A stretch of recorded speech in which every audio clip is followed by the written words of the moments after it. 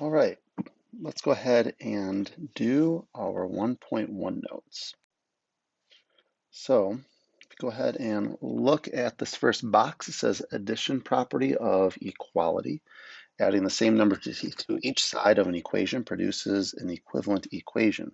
So what I'm going to have us write in here is that if we have two things equal to each other, let's say A equals B, that means then if we take whatever is on the left-hand side, let's say it's A, and we add C, then the right-hand side is equal to B plus C.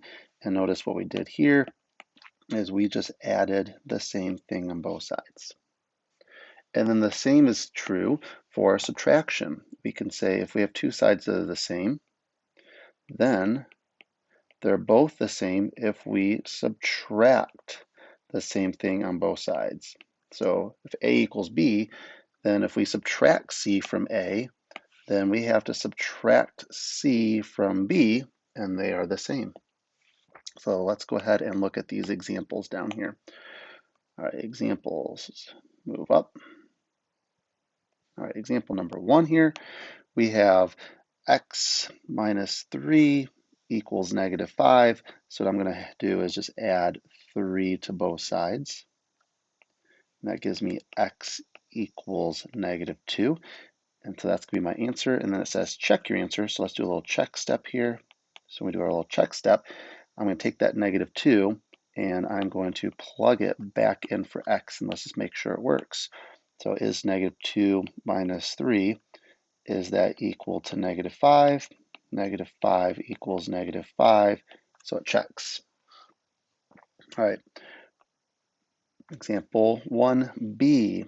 I found my variable on the right hand side and it's adding 2.8. So the opposite of 2.8 is to subtract 2.8. So I'm going to subtract 2.8 from both sides of this equation.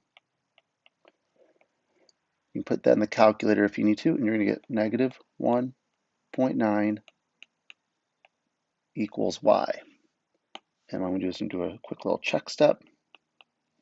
Is 0.9 equal to negative 1.9 plus 2.8. I put that in the calculator and I get 0.9 equals 0.9, and it works.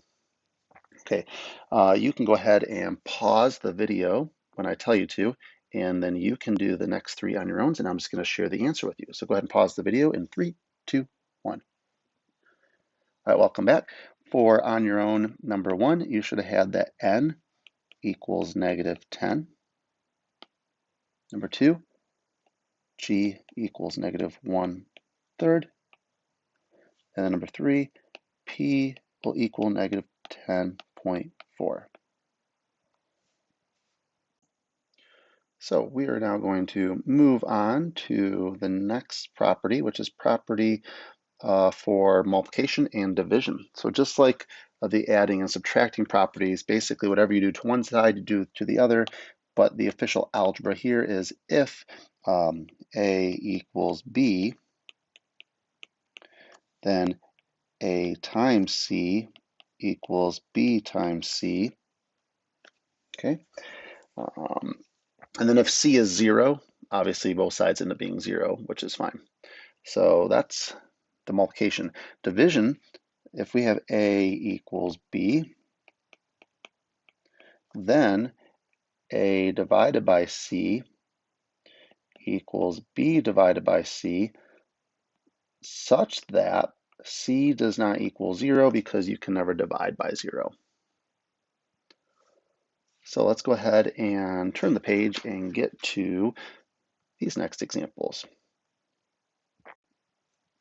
So I'm going to zoom in here.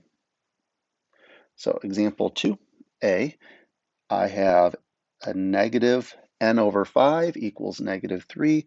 So what I'm going to do, I'm going to zoom in here so you can see this a little bit easier. I'm going to multiply both sides of this equation by a negative 5 because I'm dividing by a 5 and there's a negative in there. So multiply both sides by a negative 5, and what happens are my negative 5's cancel, and I'm going to be left with n equals, and negative 3 times negative 5 is positive 15. Do a little quick check here. Check. is negative 15 divided by 5 equal negative 3, and I get negative 3 equals negative 3, which works. Let's go ahead and get to example 2b. Pi times x equals negative 2 pi. So I see my variable right here. So the pi is multiplying the variable, which means I need to undo that multiplication by dividing both sides by pi. So when I do that, my pi's cancel, and I'm left with x equals negative 2. Go ahead and do a check step really quick. Pi times negative 2, does that equal negative 2 pi? And our commutative property says we can switch the order to get negative 2 pi equals negative 2 pi.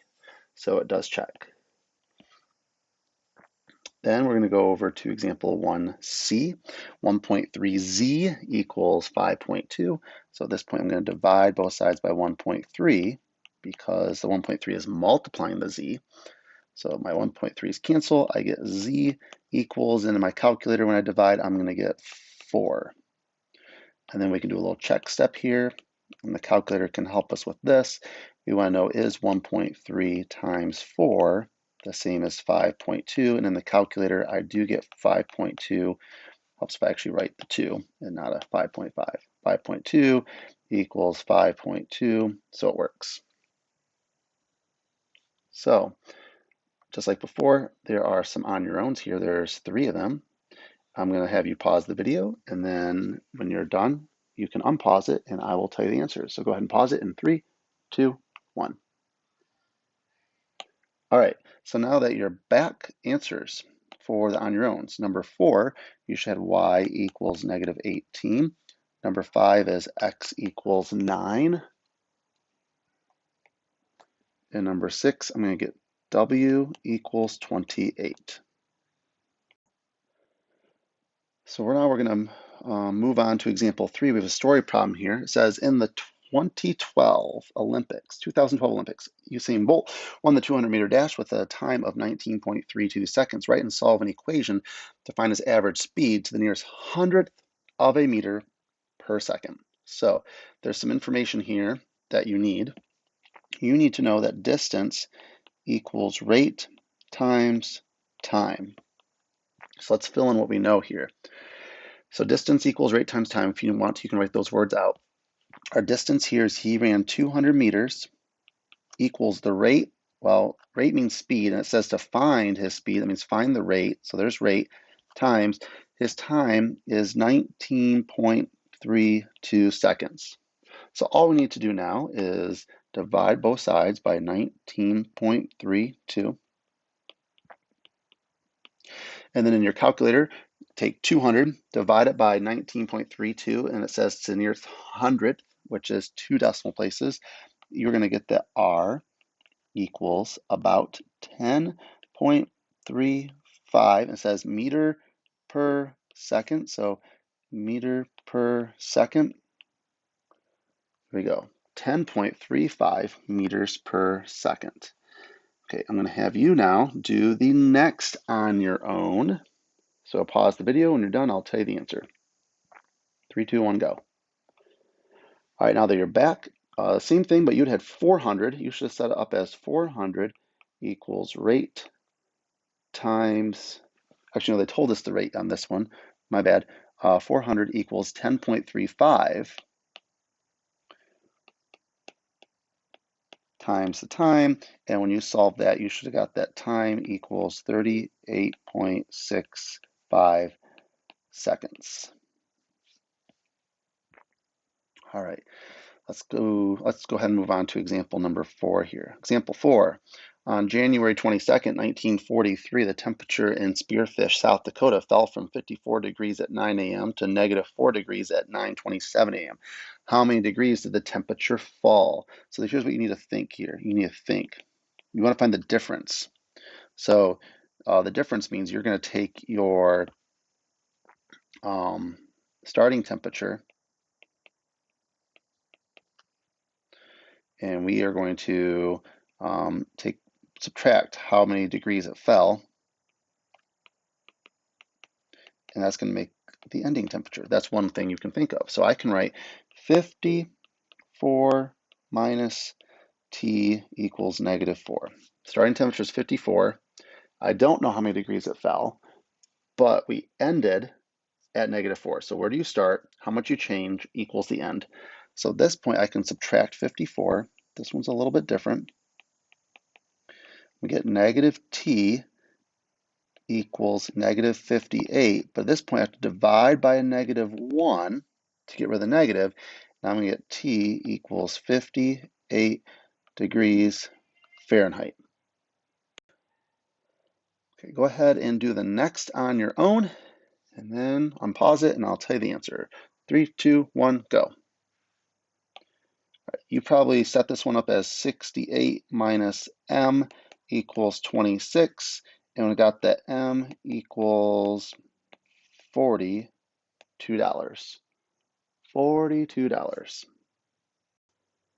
Okay, I'm just going to make that look a little bit nicer. And then that's our notes for this lesson today for 1.1. All right, if you have any questions, feel free to reach out to me. If not, we will see you back here next time.